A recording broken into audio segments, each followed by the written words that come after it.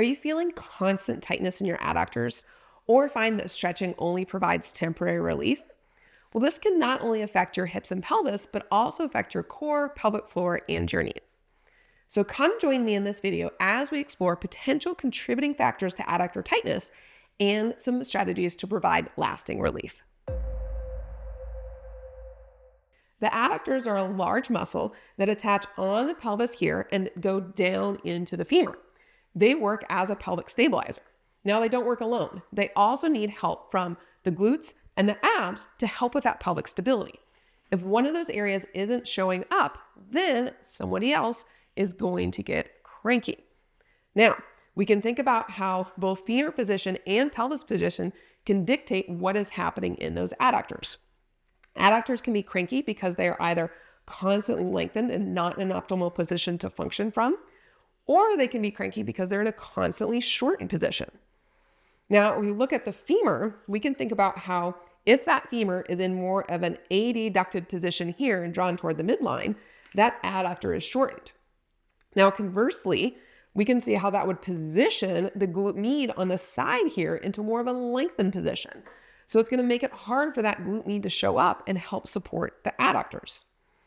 Now, when we're looking at the pelvis, we can think about how the position of the pelvis is also going to affect the resting length of the adductors. So we can look at what is the movement in the pelvis like to think about, is that helping to set up the adductors for success and support from those other muscles?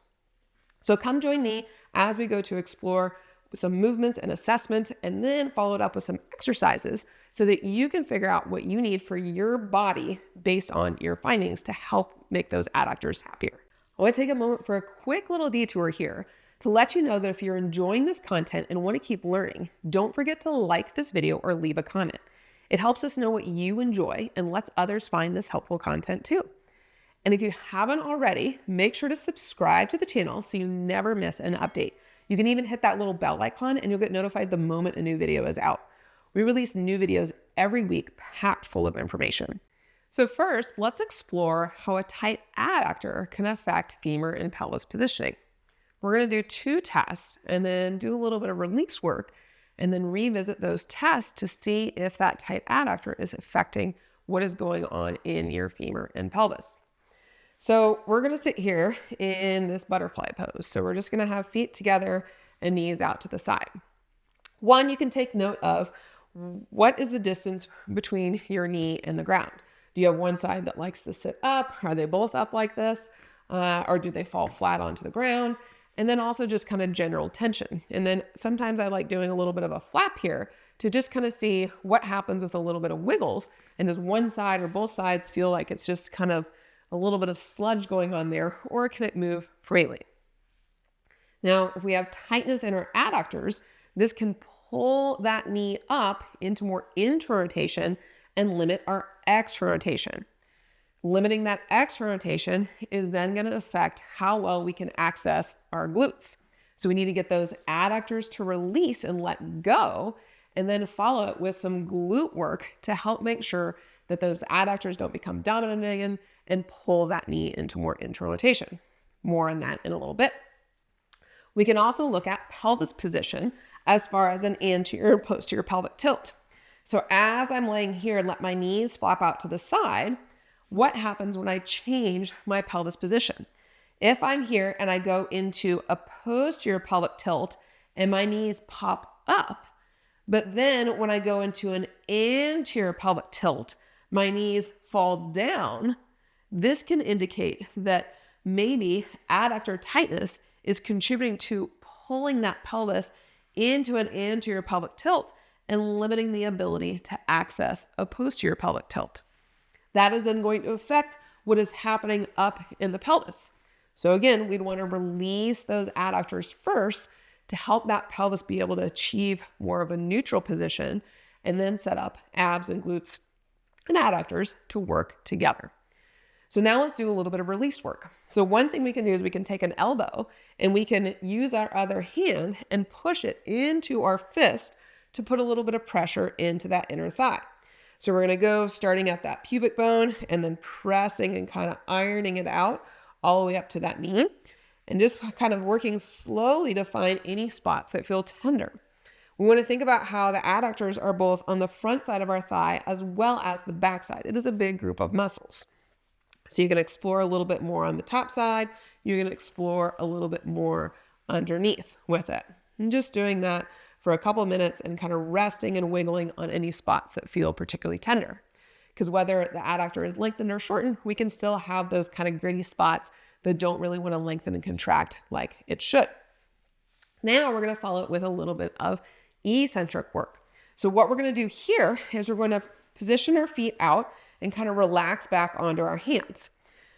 We're going to work on this right leg here. So I'm going to take my right hand to the inside of my right knee. I'm going to push my hand out to my knee and knee into my hand. So I'm engaging those adductors. Then I'm going to slowly let my hand win as I let my knee fall to the side and my foot roll to the outside. Now we're working on the eccentric lengthening. So to come back up, I'm going to bring my knee back in using my hand. So again, hand into knee into hand, build some tension, slowly let it go. You might find that it's kind of herky-jerky as you let it go down. We're making sure as we're coming down, we're not bringing the whole pelvis with it, but just moving that femur in that socket and then bring it back up. So the idea is as I'm doing it here, I'm working that eccentric contraction to help bring length and strength to that adductor and to get it to let go. So we'll do it a few times.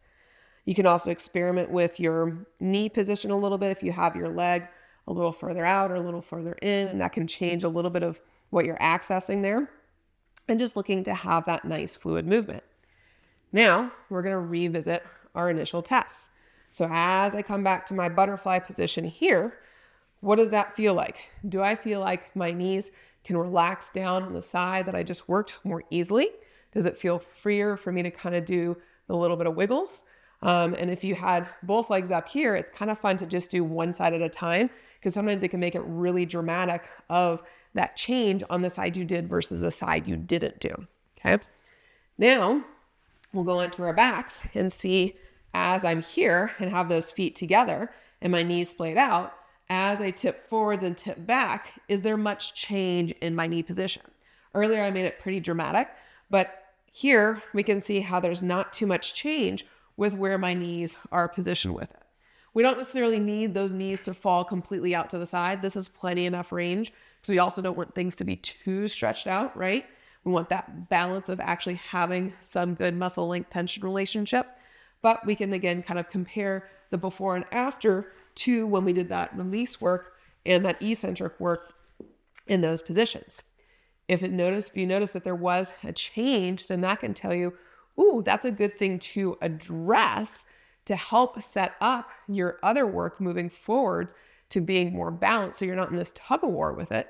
And then as you continue to explore what's going on muscularly, that can help those adductors from becoming overly tight again, that then will kind of set you back for being able to do what we want to do in your hips and pelvis. So let's keep exploring into some of the actions to find some balance in your movements. Now let's further explore what is happening when the pelvis is in more of an anterior pelvic tilt. As I mentioned, we can have some tightness in some of our adductors that can pull that pelvis into an anterior pelvic tilt. So releasing them can improve the position of that pelvis. We can also have tightness in our TFLs or overly lengthened hamstrings that contribute to a pelvis being in more of an anterior pelvic tilt. With that pelvis positioning into more of an anterior pelvic tilt, that's going to bring the femurs with it and contribute to some interrotation in the femurs that can position some adductors into more of a shortened position.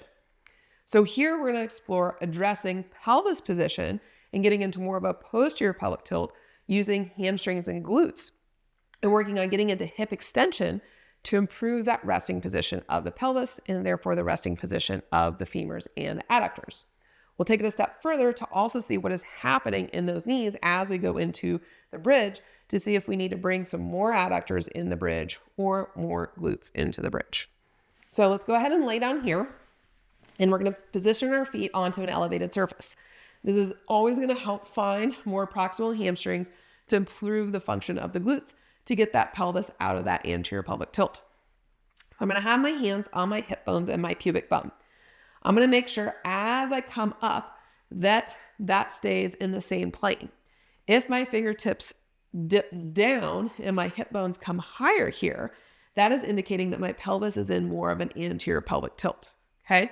So that can mean that we're getting more of the hip extension from the lumbar spine compared to the pelvis. So I'm going to drag those feet back, find a little bit of hamstrings here. Maybe that can even help kind of tuck my pelvis under slightly to begin with. And then I'm going to lift up and keep thinking of sit bones through backside of knees, knees over midfoot, and then pubic bone up towards my head. What I wouldn't want is to get here and then to come up further, have it happen with my fingertips dropping down. So you might only come here and then just kind of have to hold and keep thinking about lifting up a little bit higher at a time with finding a little more hamstring, kind of thinking about zipping up pants that are too tight to keep that pubic bone at the same height as the heels of your hand. That's going to be happening with both hips at the same time. It can be happening with one hip. So just kind of take note of what is happening on each side. We can also take note if your pelvis is wanting to tip one way or the other, or if it's able to stay flat, and we really want to make sure that it can stay flat as you go to lift up. Now, another compensation for either stiffness in our hip flexors that can limit our ability to go into hip extension or weakness in our hamstrings and our glutes is we can drive the movement from our ribs instead. So for this, you're going to put your hands on your ribs and your hip bones. And again, you're going to think of that same drag and pull. And as you're going to come up, you're going to monitor to make sure that this distance doesn't change. If I go to flare more, then this is me driving the extension at my spine here at this high hinge point versus at my pelvis. So I might need to think about my ribs staying heavy and back while I go to bring my hips up. The end goal is to get this nice long line here. So we're getting full hip extension, nice release in those hip flexors. We're making sure we're not just, doing this little action here where I'm not actually getting that into that hip extension, but really thinking about glutes and hamstrings working together to pull down and traction and lengthen my spine, as well as lengthening the front of my hips. If you can only come up to here to start, that's okay. Hold here. Inhale into your backside and hips. Exhale, see if you can come up a little more. Inhale, exhale, and see if you can work into that end range, whether it's within that set itself for a few breaths or repeat sets. Now, we can also explore what is happening in the knees and the feet to see if we need more adductors or glutes when we're working that hip extension. If someone is there and they go to lift up and their knees roll out, this can indicate overuse of their deep hip external rotators. And so we need more adductors to join the party. When those deep hip external rotators are overworking, those adductors are in a lengthened position so they can feel tight, but it's because they're lengthened. So by actually bringing some shortening to them, it can provide them with some relief. So for that, you would go up into your bridge, squeezing something between your knees, cueing to feel the inside of your heels and base of big toe, maybe putting even a sock or a towel underneath your arch to think about smushing down as you go to lift up into the bridge and come back down with it. So that'll bring some more adductors into the game. Now, someone could come up and have their knees collapse in. This can indicate that they need more glutes and less adductors. So for this, you would put a band around their knees, maybe position their feet a pinch wider, and then thinking about maintaining that tension out so that the knees were pointed straight ahead, not so much that then they're turned out, but just this straight forwards as they come up into the bridge and back down. Now, if they have a twist going on kind of in their shin here, they might try to push out and then roll to the outside of their feet.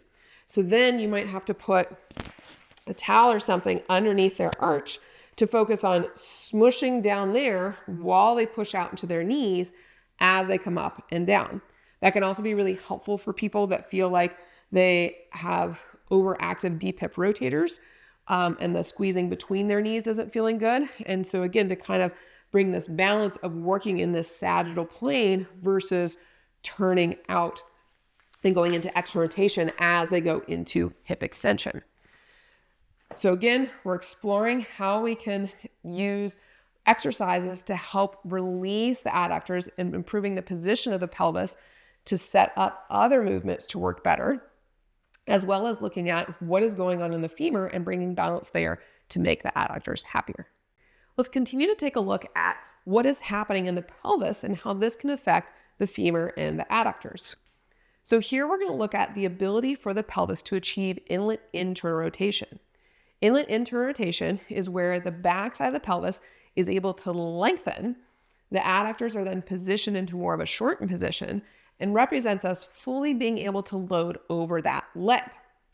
So remember, adductors can feel tight when in reality, they're constantly lengthened. So to explore this, we're going to use a split squat. We're going to have our right leg forward and our left leg back. First thing we're going to look at is, where is your belly button pointing? If my belly button is pointed away from the front leg, this is going to position my glutes into more of a shortened position and my adductors into more of a lengthened position. Now, it can kind of just go like this, or sometimes that turn away can kind of pull the knee in with it. This can contribute to tightness in our gracilis and our medial hamstring that can make for unhappy knees. However, if I simply look at, so if I'm here and I think about turning my belly button towards my front leg, so it's pointed towards my second and third toe, we can see how that can bring the knee with it and help me sit back into my right hip. So if I show it from the side here, we can see how being turned away, you can see more of the side of my hip, but then turning towards, I'm sitting straight back into that hip. We're making sure that we're thinking about that sit bone being like a headlight that is pulling straight back versus overcommitting and swinging that way. We're also making sure that we're moving a pelvis on a fixed femur so that as I turn towards it, that knee stays pointed straight ahead. Now we're going to work on maintaining that position as you go down into that split squat and then press to come straight back up. So that belly button stays pointed over that second and third toe versus wanting to turn one way or the other as you're going dynamically into it.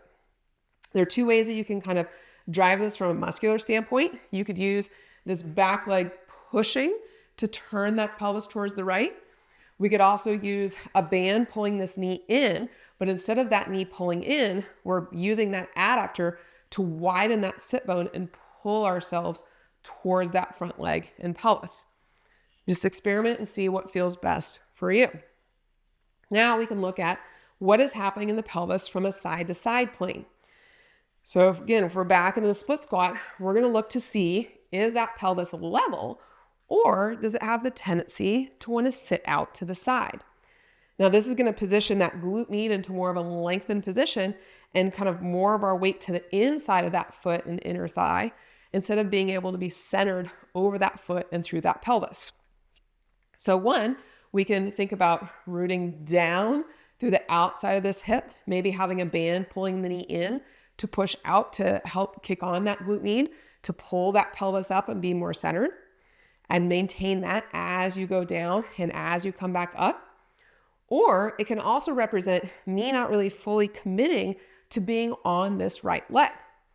So in that instance, what we can do is simply put the left foot on a book or a yoga block to help elevate that left hip, which is going to position that right glute med into more of a shortened position. Okay, so now this pelvis is level. So I went from being here to then simply elevating that foot and being more level in my hips. Okay, so we're thinking about the outside of that hip staying kind of pulled down and keeping that. And you can really feel how you're more committed to being on that right leg and then slowly going down and then pressing to come straight back up, making sure that pelvis stays level. Now, committing to being on that right leg can be challenging. So sometimes things won't be able to do that because they're not strong enough. You can always unload with holding on to something to give a little bit more support while you work on that improved pelvis position to be able to achieve that movement through inlet IR as we're wanting to balance out what is happening in that front leg. So hopefully that gives some ideas there of how looking at what is happening in a split squat can help bring balance to the stability and movement that is happening in your pelvis. Now let's explore when an adductor might be positioned into a shortened position and we need it to learn to let go. So we've talked about how a pelvis in inlet IR is going to position those adductors into more of a shortened position. So here we're going to explore the ability for that pelvis and femur to achieve inlet ER, infemoral external rotation, and see if those adductors can let go. I also really love this exercise because it can look at the ability to push off of one leg and load up and over onto the other side. So sometimes maybe the side that you're feeling cranky and symptoms on could be the issue. Other times it could also be what is happening in the other side of the pelvis, as well as what is happening in the bottom side abs. So looking if people are able to stay in this position and be able to keep those bottom ribs lifted as they go to shift forward can indicate where in the system things are maybe failing. So we're going to lay down on our side here, and we're going to be in a 90-90 position. We're going to have those feet a couple inches apart from each other, and we're going to make sure that we're directly over that bottom hip. We're making sure that our bra line and pants line are parallel and level to each other. So you might have to shift that top hip towards the wall or away from the wall to get fully centered over that bottom leg. Now what we're going to do from here is we're also going to make sure that those bottom ribs are lifted a little bit. We don't want so much that we have a huge arch, but that this bottom side has a little mouse hole here, and we're able to maintain that throughout the movement. Now I'm going to shift my entire top side pelvis up and over the bottom leg. I'm not just leading from the underside. I'm not just leading from the top side of my back, but that whole thing comes forward, and I'm thinking about my sit bones staying in the same plane of motion. I'm keeping my right heel heavy and big toe down, and then now I'm going to lift that right knee up. So just being here, you should feel your entire right butt working, and this right adductor should feel nice and relaxed.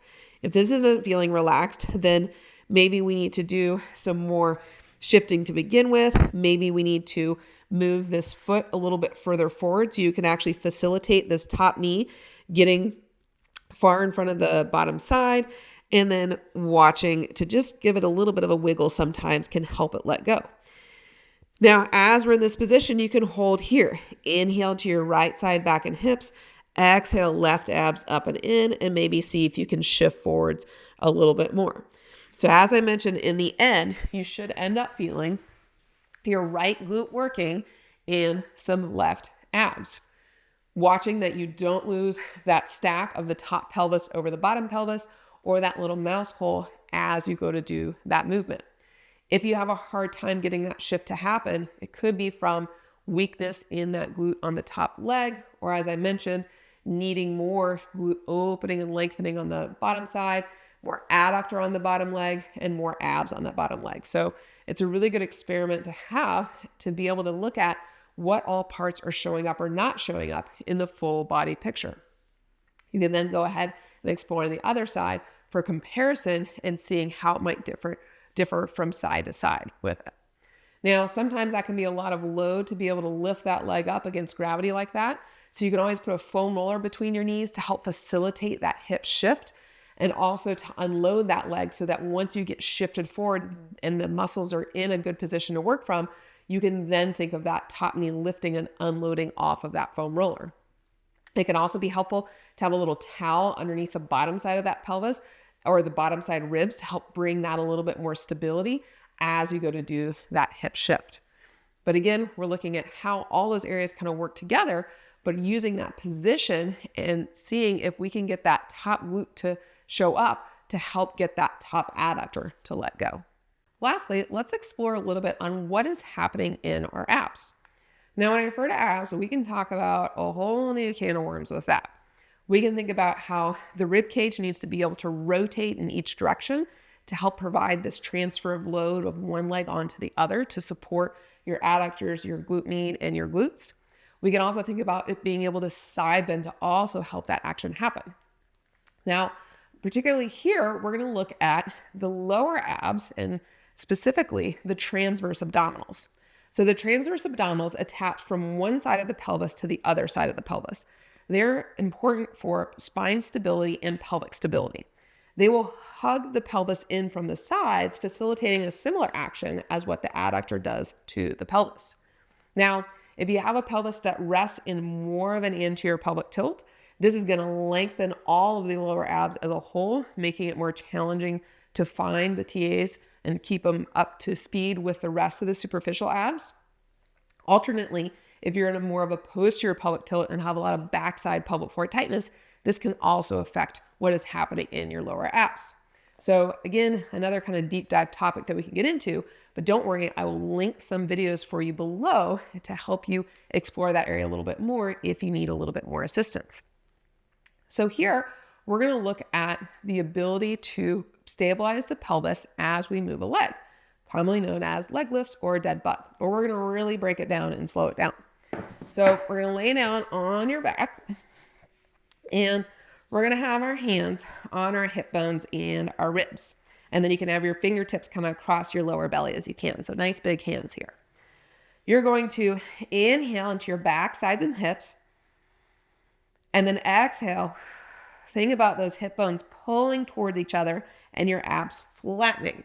Now, as you go to brace, if your belly tends to kind of pooch out or you'll automatically tuck a whole bunch, this again can be indicative that maybe we need to explore a little bit more in your breathing and bracing strategies to help support your pelvis and your adductor. So again, we're getting this nice flat engagement here, and then you're going to very slowly pick up one leg and lower it down, and then pick up the other leg and lower it down. What you're monitoring for here is that it is just your femur moving in the socket, and there's not a millimeter of movement in your pelvis or your spine. And that goes for either direction. Too often people go too fast in this dead bug or leg lift moves and miss out on catching that there's some rocking or tipping going on versus really being able to stabilize and find those TAs.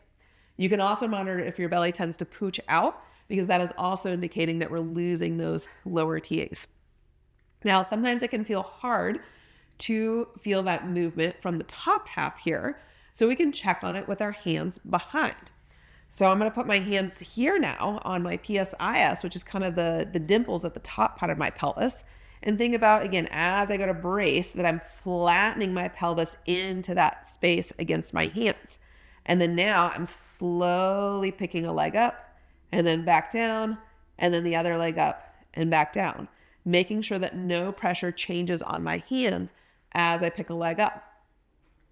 You can also notice if there's any kind of clicking or popping in your hip or your spine, and that's also another indicator that you need to work on some more transverse abdominal bracing, and then maybe also some hip flexor release for that. Lastly, we would pay attention to the rib cage. So as we go to pick up, you're also making sure that that rib cage isn't rocking side to side. That's why I had you monitor from the front here. But again, that can be tricky to kind of feel from the front sometimes. So alternately, you can put your hands back here, or if that's hard to reach, you can just put kind of socks back there just to bring the ground up to you, not so much to like shove you up here, but just to bring some reference. And then again, as you go to exhale, you're thinking about everything kind of compresses back into that space and stays there as you go to pick one leg up and then the other, okay?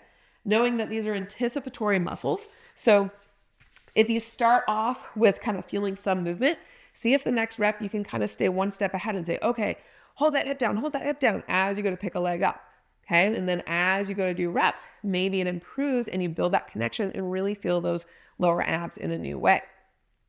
If it's feeling relatively easy to do it, just picking up one leg at a time there, you can increase the challenge by picking one leg up, leaving it up in the air, pick the other leg up, put it down and pull it down to kind of see how it goes as you go to advance that activity. Now, if this was challenging for you, don't worry. As I mentioned, I'll link a bunch of resources to explore how to help find more of those lower abs and improve that stability there to help you be able to support your adductors with some more of this mindful, intentional core work. Along those same lines, I'll also link a few other videos if you're having a hard time kind of sitting back in that hip and finding some glute lengthening to help bring balance to the system and again, give more support to those adductors based off of the movement that is happening up in the pelvis. I hope you enjoyed this exploration as to what might be going on to contribute to those cranky adductors not feeling like they will let go. Whether that's needing to work on actually getting those adductors to let go and sharing the load with some other muscles like your glutes or your abs, or if we need to work on movements and intentional adductor engagement to help position them into a place that is easier for them to engage from and not just kind of be yanking on themselves or, constantly stretched out and hanging on for dear life. Thank you so much for watching. I hope you enjoyed the exploration on why adductors might feel tight and discovered some possible solutions. If you're looking to dive deeper into today's topic, we have some fantastic educational courses available that go into even more detail. You can find all the links to those courses in the description below. So whether you're looking to master this subject or learn a new skill, we've got a little something for everyone. Be sure to check them out and let us know if you have any questions.